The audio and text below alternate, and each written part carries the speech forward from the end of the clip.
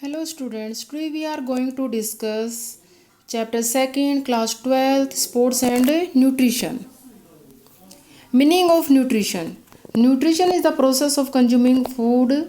Nutrition can be defined as three-part process: consumption, digestion and circulation.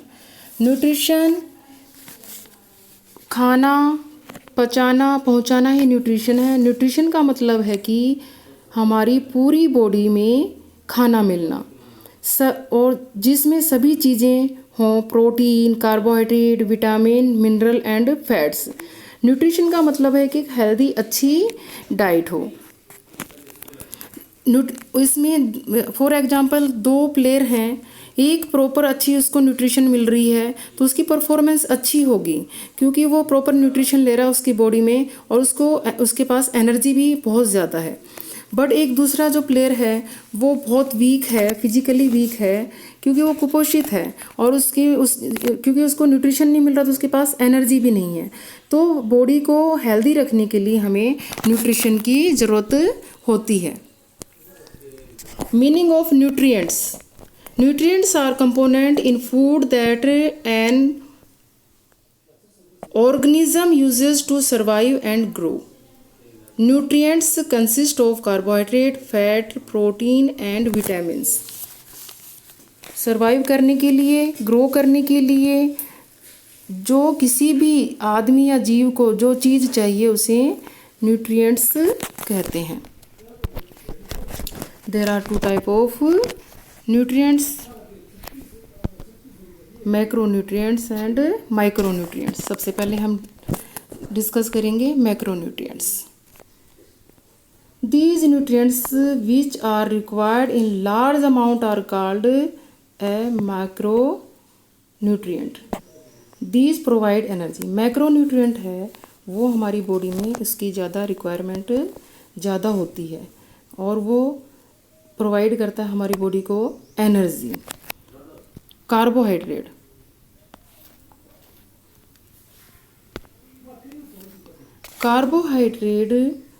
Are the most source of energy. They contain element of carbon, hydrogen and oxygen.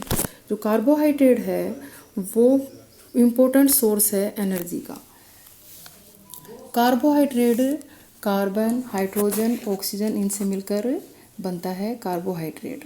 Carbohydrate एक तरह का sugar होता है। Carbohydrate से हमें energy मिलती है जिससे हमारी बॉडी में टेम्परेचर सही बना रहता है। कार्बोहाइड्रेट जो हार्ड वर्क करता है, जैसे एक प्लेयर है रनिंग कर रहा है, जंपिंग कर रहा है, मॉर्निंग में भी रनिंग कर रहा है, शाम को भी रनिंग कर रहा है और गेम भी खेल रहा है, तो उसको ज़्यादा कार्बोहाइड्रेट की ज़रूरत है कंपैरिजन टू जो फिजिकल वर्क नहीं कर रहा। पर जो फिजिकल वर्क नहीं कर रहा है उसको बहुत ज़्यादा कार्बोहाइड्रेट नहीं लेना चाहिए क्योंकि ये उसकी बॉडी के लिए हार्मफुल है। There are two type of carbohydrate, simple carbohydrate and complex carbohydrate.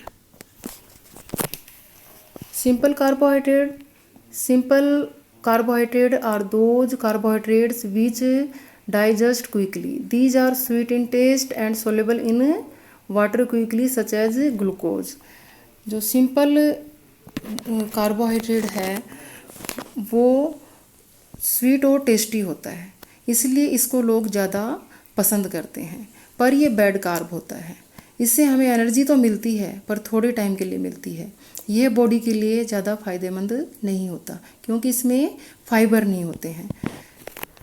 Cookies, pastry, biscuit, मिठाइयाँ इनमें सिंपल कार्बोहाइड्रेट पाया जाता है। इससे हार्ट डिजीज़ होने का खतरा बढ़ जाता है।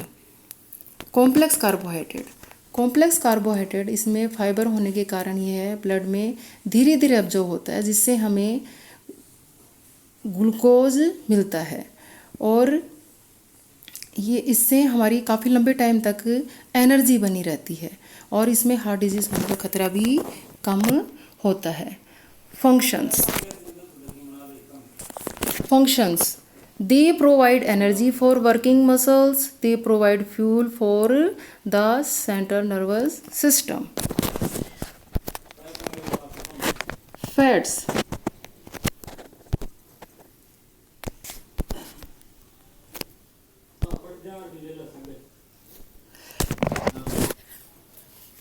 Fats contain carbon, oxygen and hydrogen in the percentage of 76, 12, 12 respectively. Fats में कार्बन, ऑक्सीजन, हाइड्रोजन नामक तत्वों का प्रतिशत 76, 12 व 12 होता है। फैट्स हमें ज़्यादा कैलोरीज प्रोवाइड करते हैं। ये एक एनर्जी का भी गुड सोर्स है। फैट्स हमें हमारी बॉडी टेम्परेचर को भी नॉर्मल रखते हैं। Fats also help in production of hormones, hormones को भी प्रोडक्शन करते हैं। तो there are 2 type of sources, animal sources, animal sources dairy product such as milk, butter, cheese, egg, yolk. Vegetable sources को groundnut, mustard, cottonseed, sunflower and coconut. There are 2 type of fats, saturated fats and unsaturated fats. तो saturated जो fat है it is solid room temperature. It is mostly present in animal food such as milk, cheese, meat. It also present in tropical oil, coconut oil, palm oil. Saturated fat can raise your cholesterol level. जो saturated fat है वो क्या है कि saturated वो fat होते हैं जो रूम टेम्परेचर सॉलिड फॉर्म में कन्वर्ट हो जाते हैं। जैसे देसी घी है, कोकोनट ऑयल है, वो जम जाते हैं। उनको लिक्विड में करने के लिए वापस से उनको गर्म करना पड़ता है। तो ये है गर्म करने के बाद ये क्या करते हैं, हमारी बॉडी में कोलेस्ट्रॉल लेवल को, बैड कोलेस्ट्रॉल लेवल को इंक्रीज करते हैं। तो इससे हार्ट डिजीज़ होने का खतरा बढ़ जाता है। ट्रांसफैट भी सेम सैचुरेटेड फैट की तरह से हैं। ये भी हमारे बैड कोलेस्ट्रॉल लेवल को इंक्रीज करते हैं। अनसैचुरेटेड फैट, अनसैचुरेटेड फैट ये गुड कोलेस्ट्रॉल लेवल को बढ़ाता है, बैड कोलेस्ट्रॉल लेवल को डाउन करता है और हार्ट के डिजीज़ को दूर करता है। तो ये जो अनसैचुरेटेड फैट है ये हमारे लिए बहुत अच्छा फैट है। तो हमें अनसैचुरेटेड फैट ही लेना चाहिए।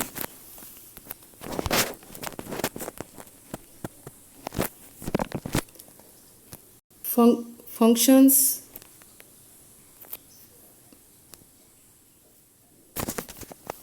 fats are stored in body and are used as emergency source of energy. Fats are important source of energy for long duration. It help in blood clotting. It help in maintain of skin and hair. Fats maintain body temperature. They make body soft and oily. Proteins.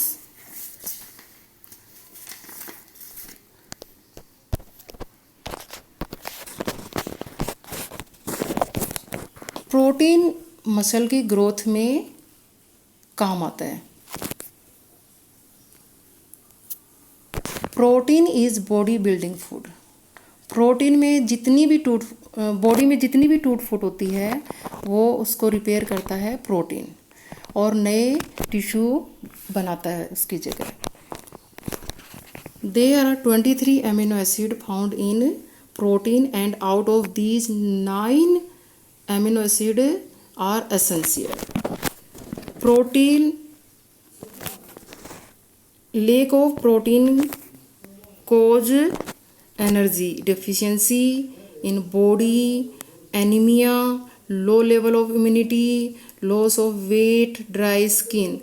तो जो main जो है इसकी वजह से ये problem हो जाती है जब हमारी बॉडी के अंदर प्रॉपर प्रोटीन नहीं होता। तो प्रोटीन हमारी बॉडी के लिए बहुत ज़्यादा ज़रूरी है। अब कौन कौन से सोर्सेज से प्रोटीन मिलता है? Animal sources and plant sources. Animal sources meat, fish, egg, cheese, milk. Plant sources pulses, cereal, nut, beans. Function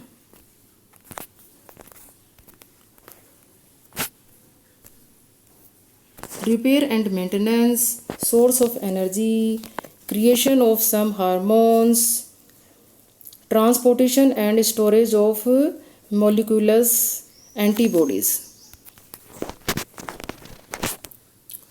Water. Water is very important element of food or diet. Water is made up hydrogen and oxygen element in 2:1. Our blood contain 90% of water. Water help to regulate nutrient of food in the body cells. It is very useful. तो जो water है वो हमारी body के लिए important है। 90% of water है वो हमारे ब्लड के अंदर होता है। और जो डेली हमें वाटर लेना चाहिए 4 to 5 लीटर। और जो वाटर जो होता है वो जो वेस्ट प्रोडक्ट हैं उनको बाहर निकालने का काम करता है और हमारी बॉडी के टेम्परेचर को रेगुलेट करता है। Functions it help to remove poisonous substances and waste product from the body. It help in the food digestion. It protect the bones to become dry. It help in blood circulation. It help to maintain the body temperature. It help to supply mineral salt to the body. Thank you बच्चों।